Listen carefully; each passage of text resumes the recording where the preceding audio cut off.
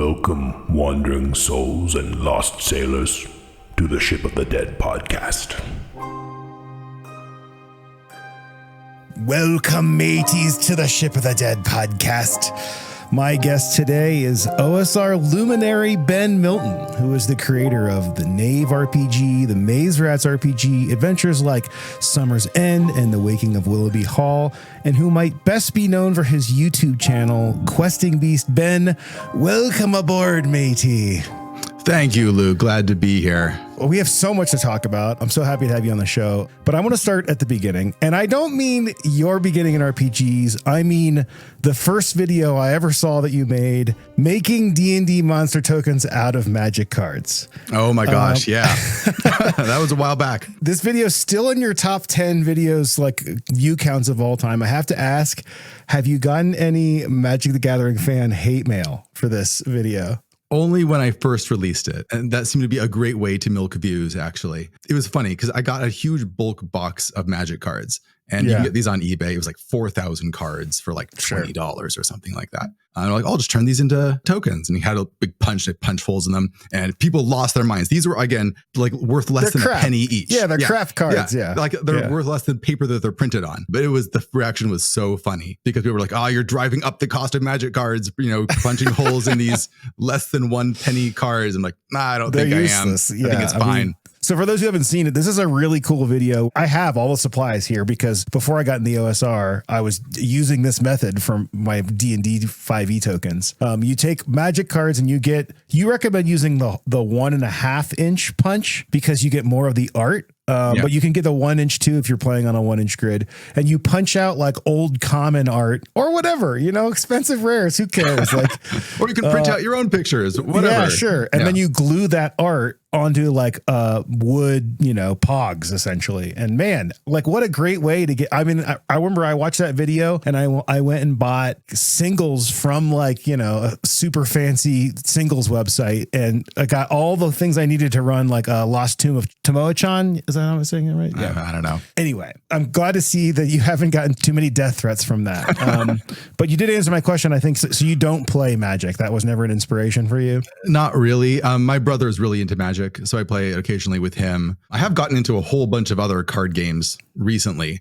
Like what? I kind of went down a rabbit hole. I have a lot of games in my house, and I started just like selling off all of my games that I just wasn't playing and using that money to just try stuff that I hadn't tried before. Kind of my entry into hobby gaming as a kid was, I think I first discovered Pokemon like a lot of kids did.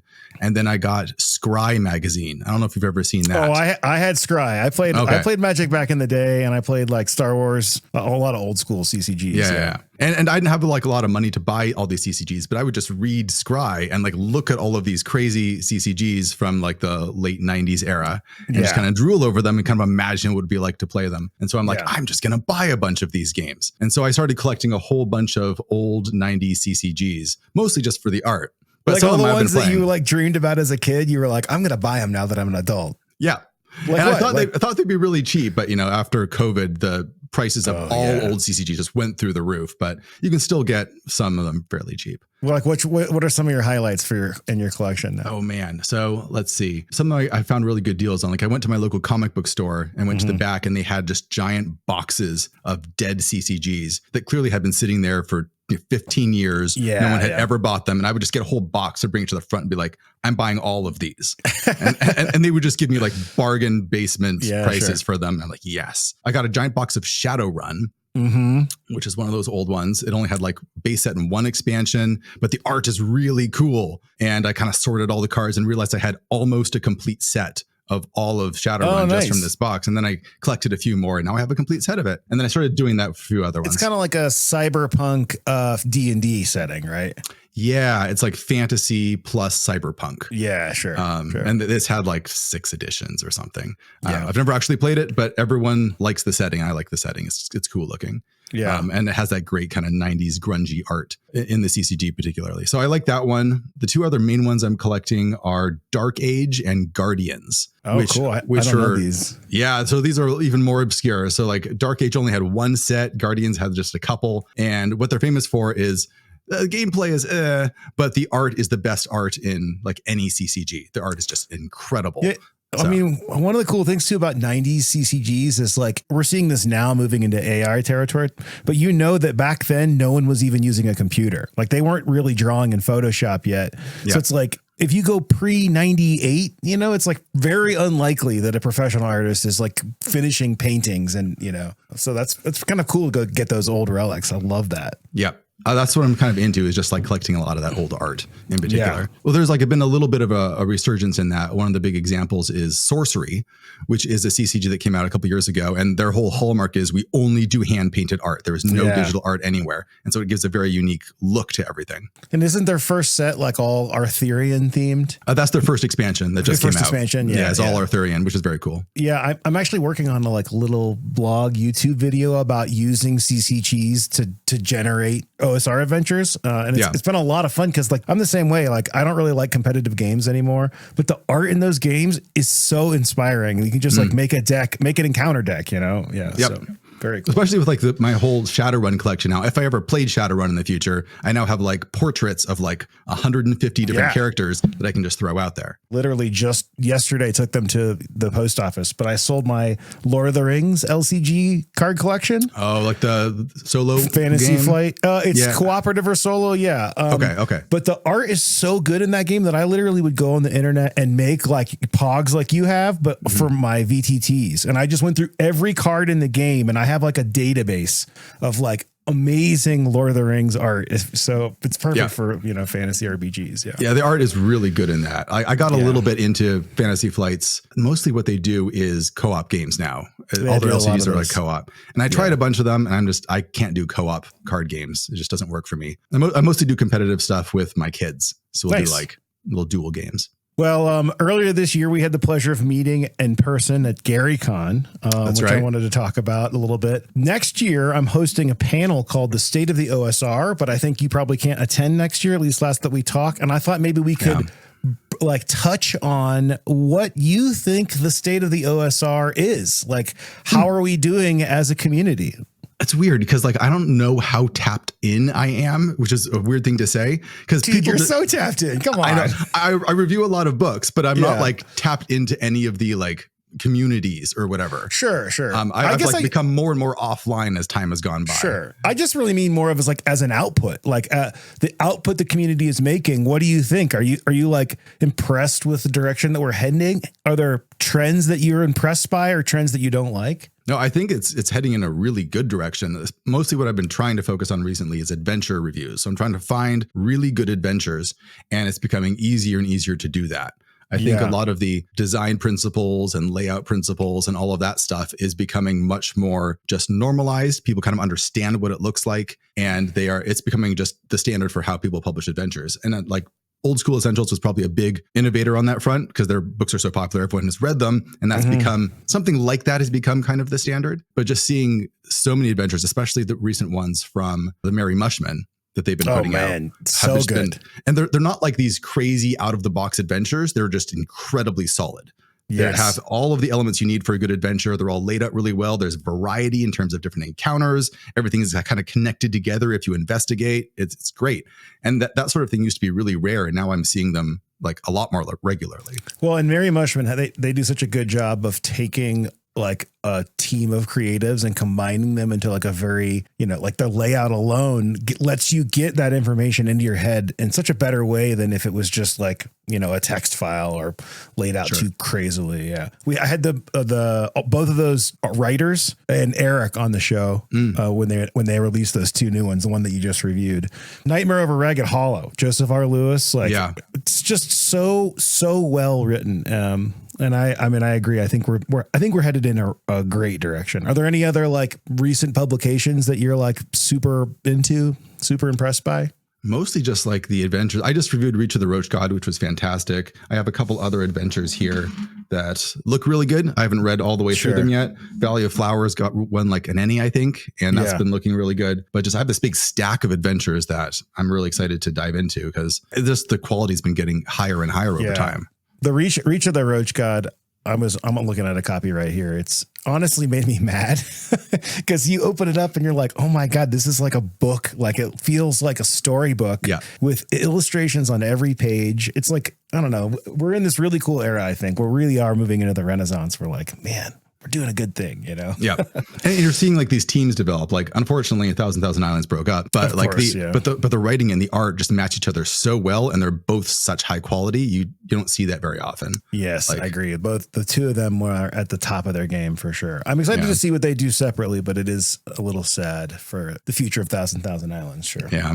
But I digress. So another thing that happened at GaryCon before we get into, you know, all the many things that you've created is we played not one, but 3 sessions together. We played that very interesting session of Blackmore with Bob Myers. Yes. And so Bob is one of Dave Arneson's original Blackmore players. Man, we didn't really get to talk after the session. What did you think of that? That was, it was very interesting. I don't know, because you read stuff in the past about what those sessions were like, and I'm not sure if it was exactly the same. And of course, he wasn't the GM. Dave was the GM. True. Right. But we basically played this like, it was like a castle, but it was a 2D6 system, but he did all the rolling for us. Wasn't it all, like versus rolls, like we'd both roll 2d6. Oh yeah, something like that. He would like compare the results and kind of interpret what that meant. It was like black box, like you have no idea what the actual system is if there is one. He wouldn't tell us. Yeah, it was very very interesting. But then after that we played. This is like mostly by coincidence. This was not like planned, you know. Yeah. Then we both played in Direct Sun's running of Arnold K's Lair of the Lamb. That was great. And here's the thing about this session. So it was you and me, but also Gavin Norman was playing. Yeah. And Direct Sun was running it. And I was like, this is GaryCon. Like, what are we doing right now? And I was like, but I was like, between you, me, and Gavin, I was like, I know the 3 of us alone have so much knowledge of the OSR.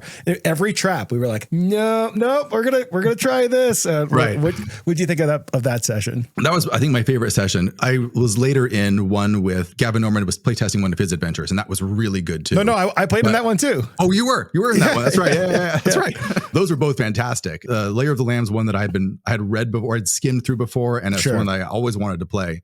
And that really delivered. That's a great horror adventure. And it works just by giving you nothing and have something big that's trying to eat you. And that's all that you need to run a horror adventure, because you're always terrified, but you can get really creative with it. It was so good. I thought we did a pretty good job working as a team. It felt a little bit kind of like what you see a lot in the DCC funnels nowadays. Yep. We're like, hey, you're dehydrated. And, you know, Direct Sun did a great job of being like, no, you can't do that. Okay. Yeah, no, you can drink that if you filter it through this thing. It was just fun to see us like, it was like a masterclass in thinking our way through the dungeon, you know? Exactly. Yeah. That's my favorite way to play.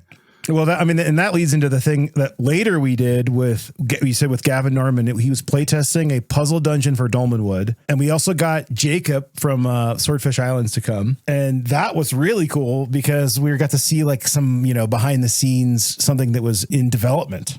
Mm-hmm. Yeah. So what do you think of that session? Yeah, that was really good too. I love a good puzzle dungeon, especially when there's kind of like more than one way to finagle it. I remember we got stuck for a while on, what was it? Like, what did the tears do? We got some magic tears from like a thing, and we tried putting it on everything to try and figure out what it did. I think we figured it out eventually. Yeah. You know, one of the things I learned from that session is that, like, I look up to Gavin a lot. I look up to his writing and his layout, especially in Dolmenwood. But watching him GM, I was like, oh my God, he's a great GM and a totally different style of GM than I am. Like, he was very like by the text, cool, calm British descriptions of what was going on. Yeah. Like matter of fact. And I'm like throwing things around, like quoting movie scenes and all that, you know. It was interesting to see, you know, someone you look up to like that, like adapt or show their style off, I guess. I mean, it could have been that it was running a play test, right? So you kind of want to run it as by the book as possible just to see how players react to everything. Very, very true. There's, you know, different styles of GMing, and there's something I kind of like Gavin's style of running in the sense that it's a little bit more dry, and I'm not sure what the right term is. It kind of creates like this hard landscape where there's like the adventure is what it is. And then you're going to interact with it, and you interact with it the wrong way, you bounce off of it, but then you can work your way around it. And it's very neutral. And I'm kind of coming around to that because I feel like it works, I don't know, maybe a little bit better with the whole problem solving aspect. If the adventure is very kind of like, not hard in the sense of difficult, but hard in the sense of like it doesn't give when you push on it. Yeah, I feel like that's a much different approach to how you're going to treat the players. Like one is much more like the referee, and the other is more like kind of a more new school, maybe like YouTube Critical Role inspired style of play where we're like, we're here to tell the stories of the characters. And I agree, like in that there was no like, oh, I give a really triumphant description and then Gavin lets me succeed. It would be like, nope, that doesn't work. Which you're right, I thought that was really cool. Yeah. It's a good way to do it. I learned a lot. Yeah. Have you had a chance to check out the D&D 2024 books yet? No. When I was at Gen Con, someone gave me an early copy of it just to look at because he had got one of the early ones. And I flipped through it, but I'm not going to buy it. I don't really run 5e. I hear about it through osmosis. I was wondering if because of the channel, and I actually really like that you don't even go there. Like you don't even touch on 5e stuff anymore. You've really just kind of doubled down into the OSR. Still curious to ask though. Yeah, I'm just not like super enthusiastic about it. And there's like plenty of channels that are covering it. I don't know what the 30th video on the 2024 book is going to add really. On the YouTube channel, how often are you making decisions? It sounds like not at all, but like for what you think the viewership wants versus what you want to review. It's mostly what I want to review. I have a pretty big backlog of stuff people send me, and I just try and flip through and I try and find whatever it is, a book that I'm really enthusiastic about and that I think deserves more people looking at. It's kind of my criteria. I know people in the past have criticized me for not giving like negative reviews to things, but it's like, this might always been my attitude. The OSR is a very niche. It's like a niche within a niche within a niche. Sure. And in this tiny little niche, people produce tons of stuff. So you have this situation where if I give a bad review to a book, it's like, here's a book that you've never heard of before. And by the way, you shouldn't buy it. Right. It's not useful for anyone. Like no one gains anything out of that. I'd much rather try and find the really good stuff that deserves a bigger audience. I mean, there's also a high likelihood that you might, not, if not know them, like they're definitely going to see your review. It's not like someone giving a bad review to a movie, or a WotC module that's like, 30 people worked on and it's like run by some corporation.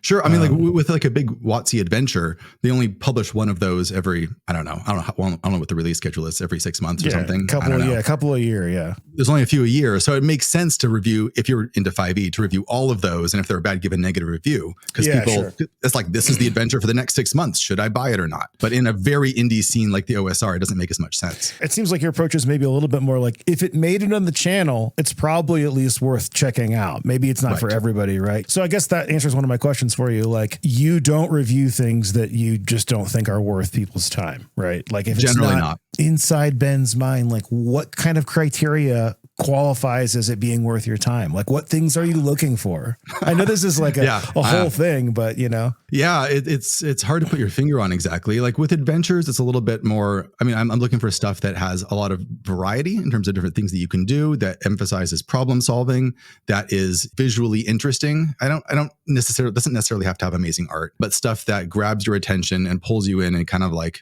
entrances you while you're reading it. And that's very subjective. There are some more objective criteria that you can use with adventures, like maybe with layout, stuff that's easy to read and stuff like that. But really it's stuff that kind of grabs my imagination and is the kind of book that, if I was fleeing a burning building, I would want to take with me. Yeah. I mean, I know you are very big into layout. I think you can see that in some of the stuff that you review, that the layout is important to the experience. It's not like the most important thing, but it's definitely a factor in the things that I think that you select on your channel. Yeah, because I think that just shows attention to what the people who buy your book, what their experience is going to be like. Right. Yeah. And a lot of it comes from just being a book reviewer and reading a lot of these books. So it starts annoying me more and more when I'll open up a book and I'm just trying to figure out what's going on in here. And I just have to read it over and over to try and figure out what's actually happening. It just starts driving me nuts after years and years of doing this. Like there is a way to make that information easily accessible and we know how to do it. And there's not necessarily one way to do it. There's plenty of different ways that people have created great layout for sure. But just putting some thought and time into making the experience better for your game masters, because that's who you're selling to. So you want to make things as readily available to them as you can. Yeah, I had a whole big thing about this at GameholeCon. I did a panel on Dark Caribbean, the thing I'm working on next. And I think I could tell, like, people pulled out their pens to write this down. I probably learned it from you and other people in the OSR. Like, the biggest thing I always say is kind of what you just said. You're not trying to get your adventure into your GM's head. You're trying to get your adventure into your players' hands via your GM. So like the better that conduit is between you and the GM, like it's not so important that like the prose is flowery and that like it's really well written. It's more important that they know what you're fucking talking about, right? Like they understand, you know. It really, like, the information is you have a vision in your head and you have to take that vision and put it in a book, which then goes into the GM's head, which then goes into the player's head. So there's like this whole like thing going on. Whereas like if you're writing a novel, it's just from your head to the other person's head. But now there's this whole chain. And so anything you can do to make that easier is going to be a huge plus. It's one of the reasons why I get so frustrated with like DCC modules. I've read a few of them and a lot of them have great ideas. You read them, you're like, oh man, that is cool. That is a cool visual idea to have an adventure inside of. But then it's just like 2 pages of just solid text. And it's like, how do I pull this apart? I mean, that's just kind of the old format, I guess. People are just used to that format. It's kind of easy to write that way, but I think it's worth doing that extra step to, you know, bullet points and, you know, the control panel layout that we're so fond of now. It's just works so much better. Yeah. A little bit more about the YouTube channel. You're coming up on 100,000 subscribers. Very slowly. I mean, you're getting there. You're at like 90 something though, right? Yeah, I just hit 90. I mean, how do you feel? Like I can see the like gleaming silver plaque in your future. It's coming. Oh, someday. Yeah. So like, it's funny because like I'm lucky to have a quite successful channel. Like I do this full time, which is crazy. This is just what I do and I can support a whole family on it, which is nuts. But it's also always been a very slow growing channel. Sure. It's serving a very small niche. I'm not generally making videos that have a wide appeal, even like outside of the OSR sometimes. So it's always just been very slow and steady. And I came to accept that like 5 years ago, where it's just like, this is just what my channel is. And that's okay. You know, it's working for me. How long has it been around? Boy, it's probably been like 11 years, something like that. Nice. Yeah. Nice. Do you have any like favorite videos that you look back on fondly? So, well, I guess a lot of the ones I look on fondly are the ones that somehow went viral. Oh, okay. Sure. Like the Vermis one went viral, or there was a couple other ones. Some of my old map making ones did really well, but no one watches those anymore. I found my niche. So is it like that you were making the map making ones and people just quit watching, so you quit making them, or did you get tired of making them and I think I just got more interested in the OSR. Originally, my channel was just a map making channel. If you look at like my early videos, that's pretty much all I was doing. Because the whole channel got started when I was like doodling maps in like meetings I was having at like faculty meetings, and I would post them, and people thought they were cool and like, hey, you should show us how to draw this. So I would make a video just showing how to draw a map. And then I got interested in D&D through Pathfinder, because I had a Pathfinder group. It was the first RPG I ever played. And then from there, I kind of discovered the OSR online at some point. I don't even remember where I found it. I probably found a blog. And then it was just off to the races with that. I'm like, these books are awesome. And there are no reviews anywhere on YouTube talking about them. So I'll just do that. Yeah. I mean, I feel like if you have a question, I mean, this is definitely my entry to the OSR. If you have a question about a book, you just go watch your channel and you can learn about it. I mean, you know, I think my entry was Barnes and Noble. My listeners know this, but Barnes and Noble, Neverland, 5e. What is this? Like, and you know, that book is not really a 5e book. It's almost an OSR book, but I didn't buy it. I came and watched your video on it and then bought it on Amazon later, you know, and then from there it's Dark of Hot Springs Island. And I happen to imagine there are a lot of people who, especially in today's age of, you know, TikTok and YouTube, that your channel is the way that they like can decide whether those things are worth purchasing, you know? Yeah, hopefully it does that. That's kind of the goal, where it's like, it's partially reviews, but also kind of exists as like a library that you can flip through, right? Yes. So if you heard about a book, you can see, okay, what is actually inside this book? Or in some cases, like with Thousand Islands, there was like 8 zines that came before Reach of the Roach God, which are all gorgeous, and they are just gone. They don't exist anymore. You cannot buy them, but they exist on my channel, so you can still see what they were. Yeah, and you almost always do, maybe not full flip throughs, but you have a very like solid camera setup for showing an actual flip through what the book looks like. There's so many YouTubers out there who do reviews. They say reviews and they're just like explaining the book, but you don't see enough. And you have a good mix of like showing what it is, so for someone who doesn't know, but also like you're very clear about your opinion. I like this. I don't like this. This really works well. So yeah, I guess I appreciate that. Yeah, I'm trying to make it the channel that I would want to watch if I was looking for should I buy this book or not. I actually edit down my videos a lot. I think the raw footage is like over an hour usually. Yeah, and I try and cut it down to just the most relevant stuff. Nice. Do you get recognized often? No. Very rarely. Like only at like GaryCon. At conventions, people recognize me. Do you like that? It's fun at conventions. It's weird when it happens in the real world. It's only happened like twice in the real world where I think I was at like a library once and the librarian is like, "Are you questing beasts?" And I'm like, "What is going on?" Oh, man. And then I was at, like my 7-year-old son had like a fundraiser party outside his school. And I was like getting ice cream. And one of like my son's friend's dads is like staring at me and he's looking down at his phone and he's looking back at me and he's like, "Is this you?" Yeah, that was really weird. But it's cool though, because you have like, the channel is niche enough that if someone recognizes you, you're probably going to be friends or at least have something to talk about. Right. Like, for sure. Yeah. Like understanding that like OSR enough to watch reviews on YouTube is like, it's a pretty qualified person, as you know, qualified lead as far as future friends go. Right. Do you have any tips for fellow RPG YouTubers? A lot of my advice is, I don't know how helpful it's going to be because my channel is such a slow growing channel, right? Yeah, it's so funny when I'll stumble across a new YouTube channel and I'm like, oh man, these guys are getting like 200,000 views. Their videos are doing amazing. Like, how have I never heard of these guys? And I'll look back, oh, they started 3 months ago. You know, the people just like figured out how to do it and they're just like working the algorithm. And I'm clearly bad at that. But the biggest things to figure out is title and thumbnail, and make sure those things have broad appeal, make sure that you want to click on them, and make sure that there's usually something weird or intriguing or contradictory about your thumbnail and your title. So that's true with a lot of my videos that went viral. So I did like, what was it? The book that has a first person shooter inside. Right. Which is like one of the old, adventure books that you flip through. And that's like such a weird contradiction. It seems like that's impossible. Everyone clicks on it, even though it has a very niche appeal in theory, but it's such a weird idea that everyone wants to watch it. And if you're just making reviews of OSR books over and over, it's going to be hard to hit that formula. Yeah, I've noticed you've done a few recently that are kind of like a little bit more like what Veritasium calls it, like clickbait that delivers, where it's like they're a little bit more like, you're like, what is this thing? But then you click on it and you actually get a good video out of it. I think that's unfortunately, that is how you have to do YouTube these days. You need a hook. You need some reason for people to click on it. If you have a YouTube channel, you look at my stats, whenever I release a video, you can see the breakdown of what percentage of viewers are subscribers and which percentage aren't. Yeah. The percentage that are subscribers is like 10% or less. Oh, wow. Yeah, that's normal. So like if you're making videos that only appeal very narrowly to your subscriber base, you're not going to get any views. You have to have something that creates random people walking by are going to want to click on it.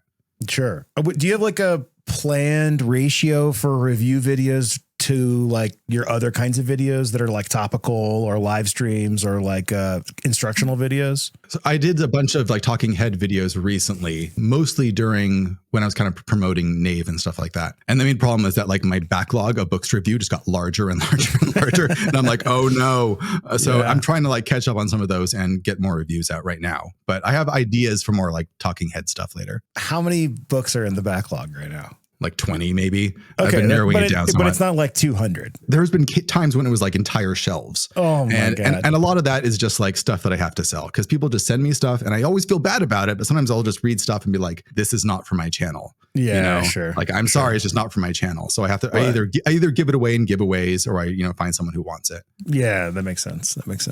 Before we talk about Knave, I do want to talk a little bit about the newsletter because I feel the newsletter, I don't know how many subs you have now. We passed 20,000 pretty recently. Yeah. But like in comparison to your YouTube viewership beyond your subscribers, like I think maybe people don't know about it as much as they should. As far as I can tell, the newsletter is like the not primary, but like maybe the most comprehensive. This is the thing where I think it's funny you say you don't have a pulse of the OSR, but you're like the guy reporting on all the things happening in the OSR, I'm up on the blogosphere. I can tell you that. Tell us about the newsletter. Tell us like what all is in it. Yeah. So, I mean, where did I first get the idea to start a newsletter? I think it was one of the other YouTubers like CGP Gray, and there's a few other YouTubers who this was years ago. And they're like, if you have a YouTube channel, you must have a newsletter. Yeah. And because almost no one had a newsletter. And like, why? Newsletter is ancient technology, but it allows you to send information directly to people's inboxes. The only way to go direct. Yeah. It's crazy. It's like the only way to do it. You own all of those contacts. Yeah. You know, if the provider I'm using goes down, I still have that list of emails. I can just take it to another provider and I'm good. So any way to have direct contact with people who are following your stuff is super important if you have any kind of online presence. And that usually just means a newsletter. So I'm like, all right, what would I write in a newsletter? I already have my YouTube channel. If I wanted to subscribe to an OSR newsletter, I would want it to help me keep up on the stuff that's happening that isn't on YouTube. And a lot of this is kind of like the deep OSR, which is the blogosphere. Yeah, the real stuff. That's where that's like the primordial soup where everything bubbles up from. Absolutely, yeah. And there's like, hundreds of pretty good OSR blogs, and there's probably, like 50 that are really good, but it's really hard to find these. And if you don't know what they are, you just never run into them. So I'm like, okay, I'll create a contact point where I'll try and summarize all the really good stuff. People can read it to figure that out, and then they can just subscribe to all of those blogs, and then they can build their own blog reader if they want to. Yeah, sure. So that's what I've been focusing on. It's cool to see that 2024 the blogs are still a thing. I mean, I know we're in a weird niche, and the niche that was the only group of people who actually used Google Plus, and the niche that still uses blog readers. But yeah, it's such a great way to like get out information about when you're writing an OSR topic thing. Sometimes it's easier to just make a blog entry, make a table. Like tables don't really work well in YouTube videos, but they work great in a blog. Oh yeah. And it's like the whole blog format, I think, works really well with the kind of people that the OSR tends to attract, which is just like very kind of like weirdos who are really focused on doing their one thing, and they can just publish their own stuff and maybe 10 people read it, but that's what they're doing. And maybe they grow a following. Sure. But like Google Plus was really useful for a lot of reasons, for networking and all that. But of course, everything on Google Plus is now gone. Yeah. It's just all been wiped from the internet. You'll probably never see it again. And that's the same thing with like using Discord or like any of these social media channels. It's just gone. Whereas blogs are mostly forever if you keep them up. And you can go back through archives for a long time. You can link to them. You don't have to rely on other people. You can just do your own thing. So it works super well for this very like distributed culture that the OSR has. Do you have like a, 2 or 3 or 5 top blogs that you have had the most like impact on your, maybe not the ones that are like the best, but the ones that have the most impact on your own game and maybe on your own design? So yeah, like the things that were probably the most formative for me, Patrick Stewart's blog, False Machine for sure. Goblin Punch. Goblin Punch is super good. Goblin Punch has to be out there, right? Yeah, Goblin Punch is great. Arnold just in terms of the ratio of hits in that blog is amazing. I think Scribble's blog has a lot of really good stuff. Been reading like Monsters and Manuals for a long time. There's tons of really good ones that I'm just blanking out on right now. You haven't said any that I don't subscribe to, so I'm sure okay. There's some deeper ones. No, that's good. That's good. Yeah, that means we're on the same page. Yeah, which of course we already knew. But all right, well let's talk about Knave. You've done a couple things that are fairly impactful, including Maze Rats. But Knave is the most recent. I want to talk about the origins. Like, this is an OSR podcast. Like the origins of this book are really important, and they're all like pillars of our community. But then I also want to talk about like why you decided to go and do a second edition and that kind of thing. So we're talking about the origins. Like, why add Questing Beast's vision to OSR hacks? Like, why did you want to make Knave first edition? I mean, for the same reason that I made Maze Rats, which is that I needed something to play with the 10-year-olds that I was running games with. So that was basically it. Like I started an RPG club, and I was running with mostly 5th graders and just teaching them how to play D&D. And it was like, what system do we use? Yeah. Originally, like one of the other teachers wanted to play Pathfinder, and it's like, no, that's like, dude, come on. 3 sessions to even make characters. Like, it's ridiculous. Yeah. And so we tried, 5e, and that's a little bit better, but it's like, this was, 10 years ago. So I was just getting into the OSR, and it's like, I need something really fast where they can make characters in 5 minutes. And I'm like, I'll just make my own system. So I made Maze Rats, because I've been sort of interested in game design since I was a kid, and I'm just tinkering with different stuff. Like, it's fun to just create your own system. Yeah. And Maze Rats is like, I think that maybe the closest analogy to someone who doesn't know it is maybe Into the Odd. Would you agree with that? Yeah, definitely is an Into the Odd influence. Chris McDowell's blog. That's another big blog I like. Oh yeah. Is Maze Rats roll under? No, generally, you're rolling. Oh my gosh, I haven't run Maze Rats in so long. I've never played. I've played Knave, but I have not played Maze Rats yet. No, it's 2d6. You add a number, and you're usually trying to hit 10. Oh, okay. But it is 3 stats like Into the Odd, which is correct. Yeah. Okay. Or like, whatever, 3rd edition D&D with their saves. Sure. Same basic stuff.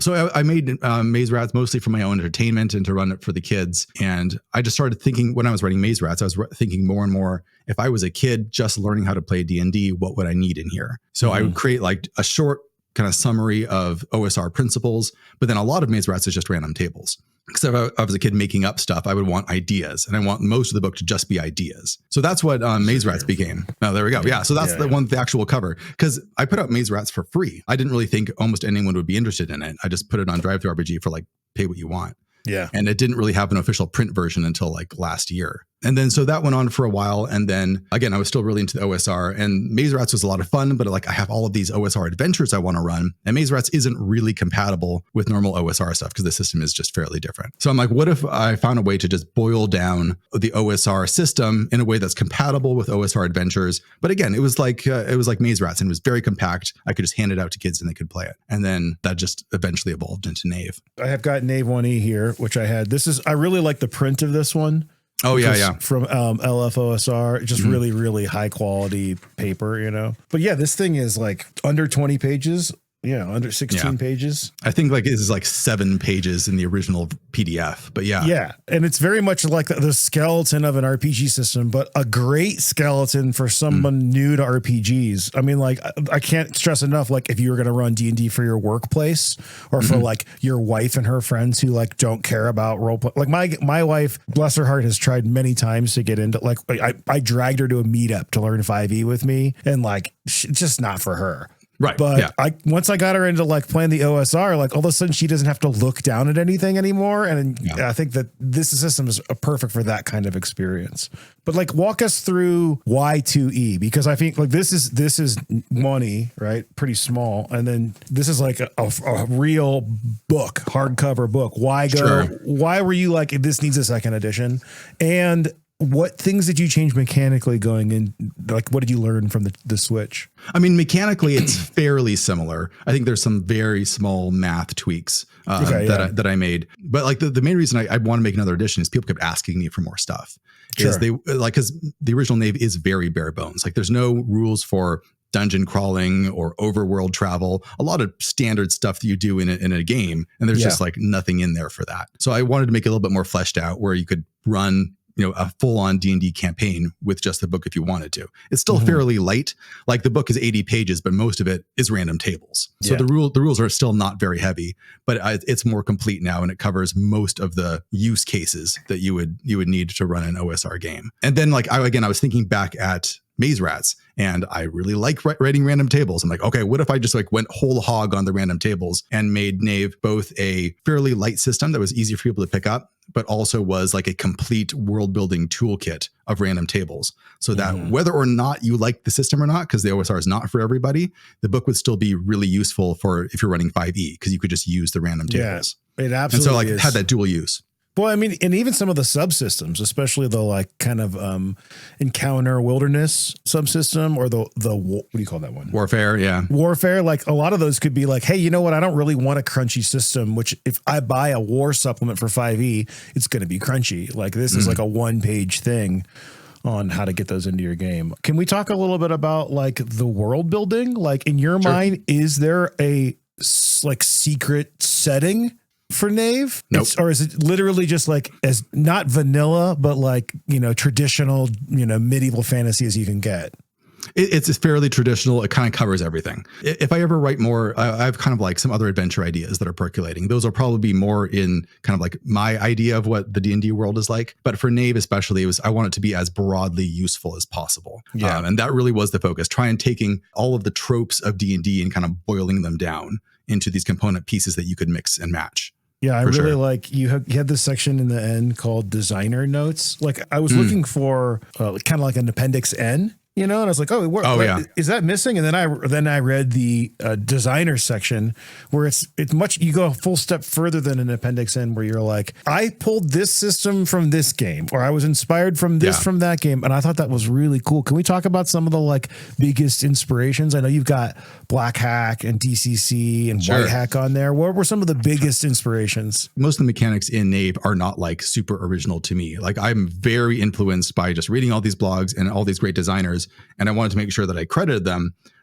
Because like so much of the OSR is just like stealing bits and pieces from other people and welding them together into your Frankenstein. So yeah, like Into the Odd, huge influence, Perilous Wilds, and Freebooters on the Frontier. Oh yeah, there were a couple here I didn't know, and I assumed that they maybe were all powered by the apocalypse kind of stuff, because I have not gone there yet. Yeah.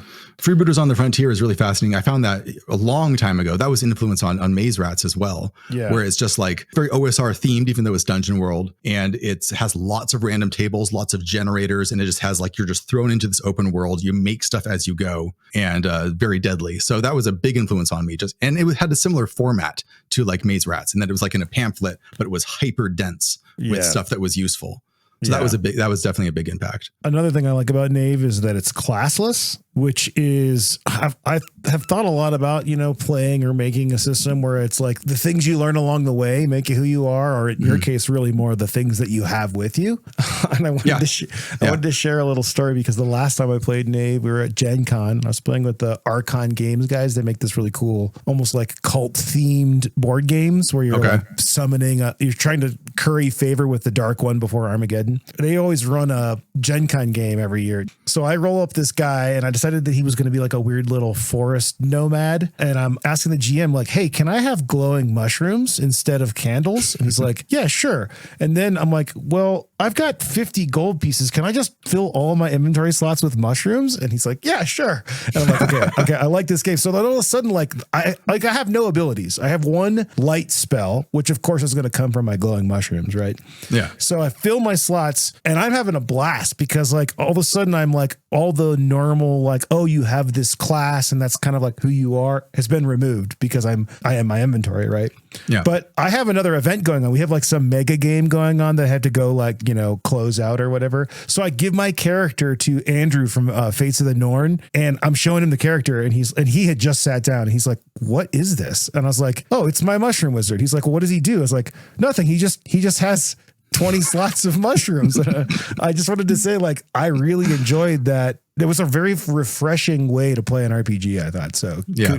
Kudos to you. This kind of a trope in the OSR. I just got frustrated with, having your character, and like if you're in 5e or Pathfinder, your character is like this combination of 10 different abilities that you've kind of like stacked together to make who you are. And there's nothing necessarily wrong with that. It's just, you're going to think about the game in terms of those things when you're playing usually. Or if you take everything out, then you just think about your character as just a guy, and you just act like a guy in that situation. When the only tool you have is a hammer, right? Everything looks like a nail. Yeah. So I did want to talk a little bit about Peter Mullen, because for me, there's a lot of books out there. And, like I think Black Hack has a great example where, most of the stuff in Black Hack 2e is all skull fungus. I really, really like when a creator works with an artist and they just use one artist for the whole book. Mm-hmm. Like, why Peter Mullen? Like, A+ first off, but why? I was easy to get him, and what was it like working with him? Can you tell us about that? Oh, he's great to work with. Yeah, he's just my favorite fantasy illustrator. Yeah, so that's why I want to work with him. Here, if I could so like all the for anybody who's watching on YouTube, like all of the art inside is all Peter Mullen. I guess you have some stuff at the back, the maps that aren't his, right? Yeah, the maps are done by someone else. But even these like pieces at the top, like, what about his art? Man, I don't know. Because it does this perfect thing where it evokes early D&D, where it kind of feels like Errol Otis in some ways. Yes. But it's a completely unique style, and it just has his own. You look at an art picture of his, and you just know that it's him. You know that it's a Peter Mullen. Just the way the characters look, and the vibrancy of like the colors, and like has like everything's like these big blocky shapes. Everything feels like cyclopean. It's so great. And I give him virtually no direction in terms of like what to draw. Did you just tell him like dimensions? I'll give him dimensions. I'll be like, so this is the opening chapter of like the monster section. So make it monster themed, I guess. And he'll just turn something in. I'm like, yes, print it.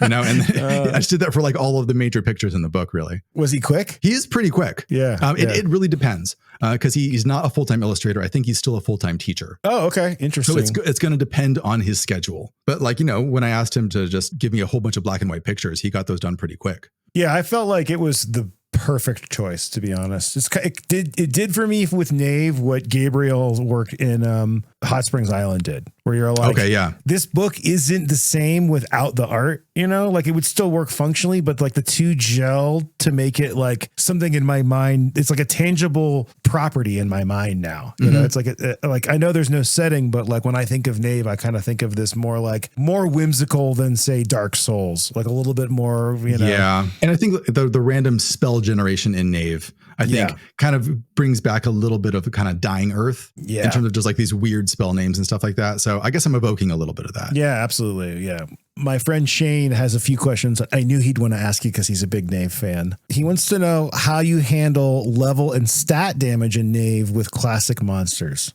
Oh, so like level drain? Yeah, like, undead level drain, that kind of thing. I mean, you could do stuff where it's like, instead of draining a level, you could just drain a level. There's nothing that would really contradict Knave in there, where you just take away some of your hit points.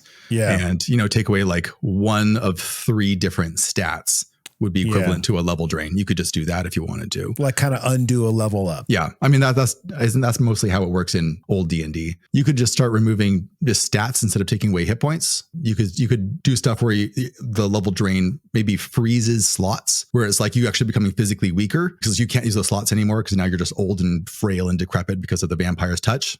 So there's a few ways you could run that, I think. Yeah, sure. So correct me if I'm wrong, but Knave is you have hit points, but they're kind of like hit protection and Into the Odd, right? Where they recover really quickly, but when they're gone, you're not dead. You start losing inventory slots. Right. So you start crossing off slots. Like I love this because like all of a sudden you're like getting weaker and weaker. I just imagining like the end of a horror movie when you're like crawling through and you can't carry anything anymore. Yeah. Maybe you're carrying your bag of gold and you're dropping all your weapons just so you can get your gold out. Yeah, you can't fight anymore, but so I guess you could easily just knock off some slots. Yeah, there's a couple ways to do it. He also asked about the warfare mechanic that we mentioned earlier. You did mention the inspiration in your little thing there. He wants to know what inspired the system of like picking options secretly and then revealing at the end. I think the main inspiration was there was like an interesting warfare system in a book that I had read that I liked quite a lot. Is it Through Sunken Lands? That's what it is. It's by the same people who did Disciples of Bone and Shadow. Yeah. So that one had like a warfare system, and it's one of those systems that's probably not going to come up all that much unless you're like actually running armies. But in theory, you could scale it down even to smaller combats if you wanted to. And I just like the idea of this kind of bluffing game where you have an advantage, and so you have to pick things that will help you get a bigger advantage, but you could still be overthrown by people who have a smaller group if they're smart enough and they just try and deny you the things that you are probably going to get. So it just has more of an actual player skill element in there, which I think is fun if you're pretending to be a general. Yeah, totally. And then his last question was, do you have any easy suggestions for using demi-humans in Knave, like an elf or a dwarf? I mean, I'm boring in that way. I just say if you want to be an elf, just write down elf on your character. Yeah, you are an elf. You're an elf. It's like you don't get any bonuses. You're just an elf. If you're playing in a world where there's like an elf culture or whatever, then you're part of that elf culture. But adding like stat bonuses and stuff to it is something you could easily hack in if you wanted to. You could just be that if you're an elf, then you automatically start with +1 in intelligence or something. So all elves are wizards. Again, it's not something I want people to think about in terms of I want to play an elf so that I get these bonuses, which quickly becomes a thing. I want it to be more of a culture or a flavor thing. Yeah. Okay. I like that a lot. Tell us about the Knave Jam. The Knave Jam, that was really fun. I got the idea from the Shadow Dark Jam because I saw that Baron Durop ran one for Kelsey for Shadow Dark, and that did really well. I'm like, oh, I'll do one for myself. It's a great way to kind of kickstart a new system and just get lots of adventures out there, because people buy a new system and they want adventures for it. And Knave is compatible with OSR stuff. So you don't really need Knave adventures. You can just run OSR stuff. But having, what was it? It was over 200 adventures got written. Oh, nice. Was it 200? No, maybe it was 118. Something like that. I think it was 118 adventures got written for Knave over the course of like 1 month, which is just awesome. And then everyone voted on the best ones, and I got to look through the top picks, and there was just some really good stuff in there. And it's just cool to see that with like made for Knave on the front of it. So people will associate it, with these really great adventures. Well, I mean, and even like just because anything for Knave or OSR are compatible doesn't mean that they're like written from the same school of thought. And I think by writing a Knave jam, all these people, at the very least, they know the book. And by most accords, they're probably going to have the same influences. So I think that's a nice way to like pull a community together to have a kind of content they want that would match the game. Yeah. And even though like Knave is compatible with OSR stuff, you can still write adventures that kind of fit Knave better. Sure. Like Knave has like a slot mechanic. If you write an adventure where like slots are more part of the things that can happen to you, then it's going to fit a little better. Yeah. Or you can say a thing like this, large piece of treasure, it takes 3 slots. Like exactly. Have you played any of the ones that were in the adventure or in the jam?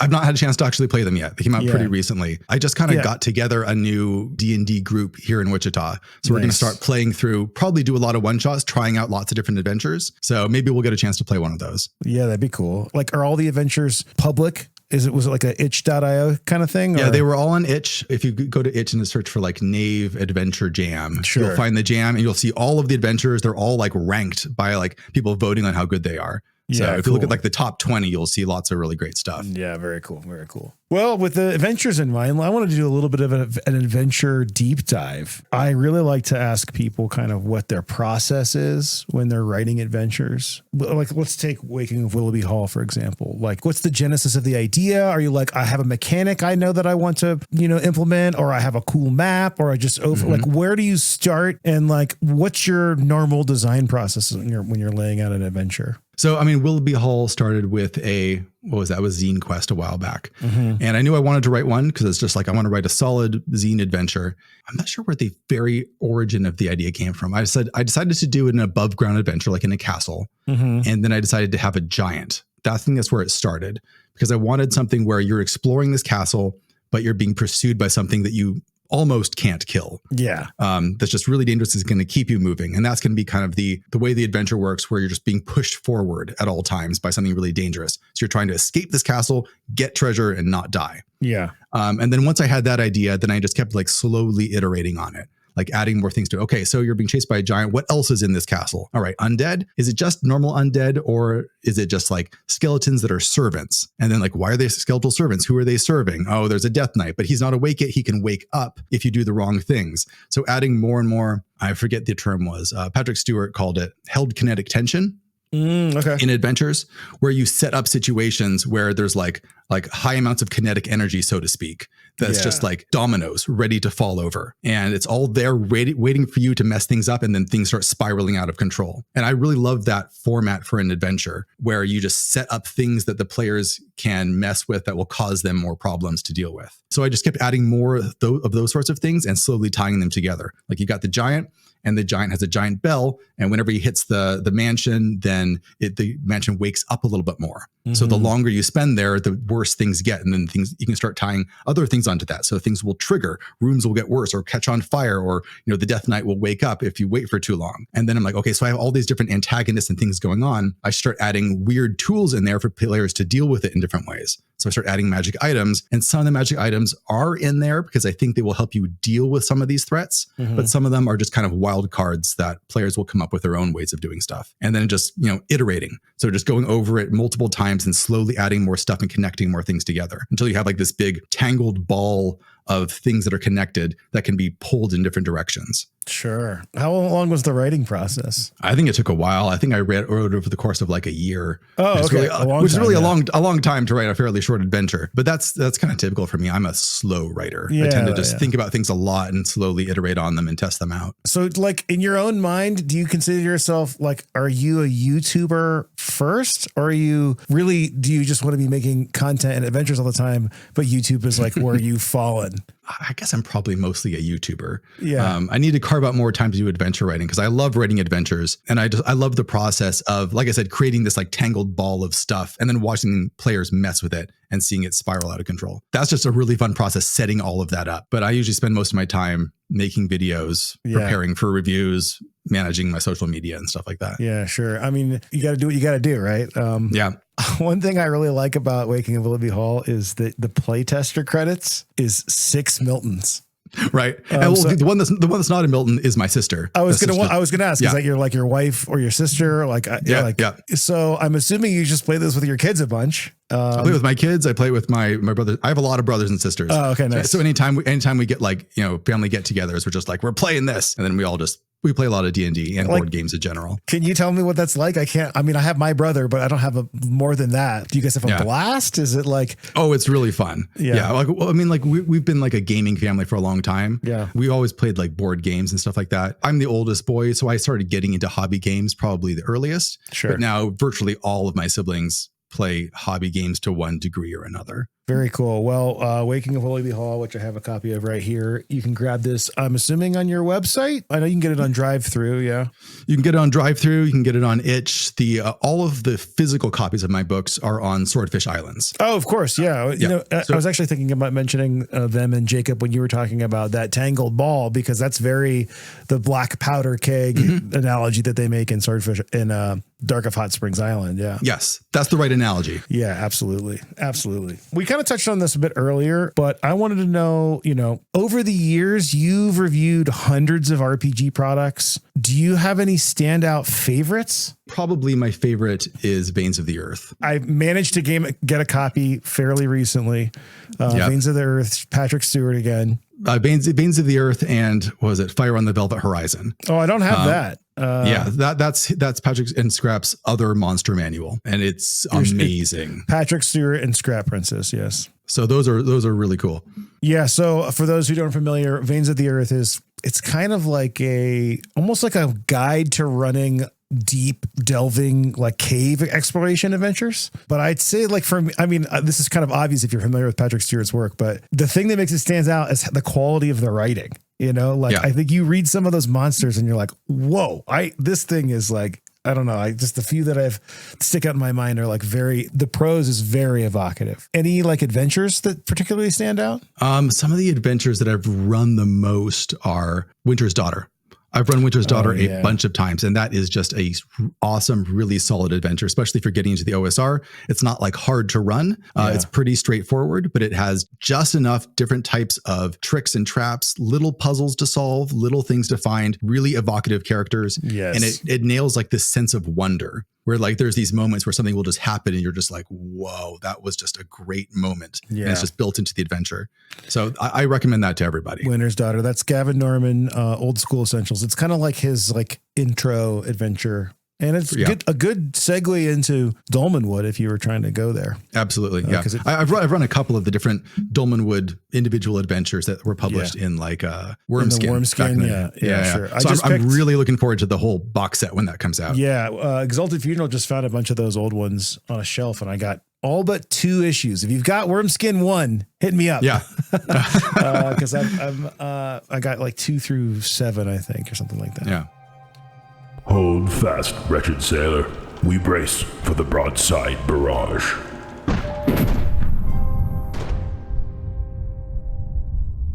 First system you ever played? The Lord of the Rings, the Decipher version based on the movies. I bought that book when I was, right after the movies came out. Never played a role-playing game before. We tried to play one session and we did not make it through one session because no one had any idea what they were doing. It's interesting that you say that because I had the same experience, except instead of buying an RPG, I bought the Decipher card game. That was my first jump back into card games after leaving Magic years and years before, to bring it full circle. Most recent system that you've played? I was at a convention where I played Brindlewood Bay, and I also played Fabula Ultima. Those are probably my 2 most recent systems that I've tried. RPG that you haven't played yet that you would like to try? I want to play Traveler. I actually have technically played a little bit of Traveler, but I want to actually dig into a Traveler campaign because That's just like hits my sweet spot for sci-fi. Favorite edition of D&D? I'll go with the heretical choice and pick 3rd edition.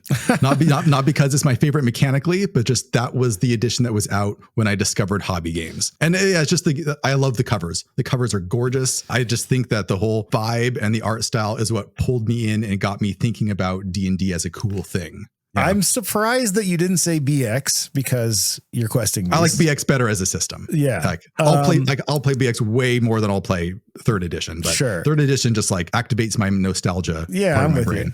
But and then when you said heretical, I thought you were going to say 4th edition for sure. Oh, that would be even more heretical. Yeah. Yeah. Favorite OSR hack, yours excluded? I mean, it might probably be the hazard die. I know I put that into Knave, but I didn't come up with it. Just a way to take all of the different things that you're tracking in D&D and combine it into one table or into one die. It was just an enormous time saver for me. Where did you get that from? That was created by Brendan S. at Necropraxis. You, Ben Milton, are a 5th level character in a fantasy RPG. What class would you be? Wizard. Add an entry to the what's in the cargo hold of the Ship of the Dead D100 table. Let's have a mummified body part. So let's go with like a mummified arm. And the arm is alive and intelligent, and it can only communicate to you through hand gestures. Love that. I love that it's immediately a hook and not just something weird. Favorite size die? Favorite size die? I'm going to go D8s. RPG or fantasy setting you would most want to live in? In terms of just the most fun to live in, I've always had a thing for Planescape and for Sigil. I love just reading stuff about Sigil and the art of Tony DiTerlizzi, how you say his last name, DiTerlizzi. His artwork is just magical for me, so I love that setting. Star Trek or Star Wars? It's actually tough. I watch a lot of both of those. I grew up on Star Trek, but I'll probably say Star Wars, just like the first 2 movies. Okay, that's a good answer. Yeah, Do you have a favorite Star Wars character? Growing up is probably, Boba Fett. Not a super original choice, but it's okay. I mean, were you as disappointed as I was with the show? Did you watch the new show? Oh, the Mandalorian show? No, the Boba Fett show. Oh yeah, that was a weak show. It did not work very well at all, I didn't think. Yeah. Duck people as a playable race in RPGs. Yes, please, or no thanks. Sure. Put more duck people. Favorite fantasy movie, TV show, or book? I mean, apart from Lord of the Rings, I'm just like a normal Lord of the Rings nerd over here. There's nothing wrong with that. We're going to go with Lord of the Rings. There's nothing wrong with that, yes. Yeah, my first love in fantasy. Favorite libation or beverage during your RPG sessions? I'm just going to go with like sparkling water, honestly. Do you have a brand preference? I have no brand preference. Oh, okay, because I'm addicted to Liquid Death, which is just... I haven't tried that one. It's just like heavy metal branded normal. Just normal sparkling water. Yeah. Video or computer game you've logged the most hours playing? Maybe Morrowind. I've never really gotten into any MMOs, but probably Elder Scrolls games. I know when I was a kid, I played Morrowind just for years and years. I've actually started playing it again recently, so that might be it. What's next for you? I'm asking myself the same question. I have several irons in the fire. So I would like to get back into adventure writing. I have some ideas for a bigger adventure, possibly a large dungeon. And ideas for that are percolating and are starting to bubble to the surface. So that could be a thing that happens at some point in the future. I don't know how soon. Well, Ben, thank you so much for your time aboard the Ship of the Dead. Where can our listeners find you out there on the internet if they so choose? Best place to find me is on YouTube. So youtube.com/questingbeast, or just search for that. My blog is questingblog.com. And if you go on to DriveThru or Itch or any places like that, you can find my stuff quite easily. Awesome. You've been listening to the Ship of the Dead podcast. Email your questions, comments, and buried treasure tips to shipofthedead@limithron.com. You can support the program, join our Discord server, get early access to new episodes, and instantly download hundreds of battle maps, assets, and adventures at limithron.com/Patreon. Tiers start as low as $2 a release, and you only get charged when I make something new. Pirateborg, my rules-light, rum-infested hack of Morkborg, is available now at pirateborg.com and retail stores everywhere. Ship of the Dead is produced by Limithron LLC. Our audio editor is Matt Kepler, and our music is by Alexander Miller. For more, head to limithron.com.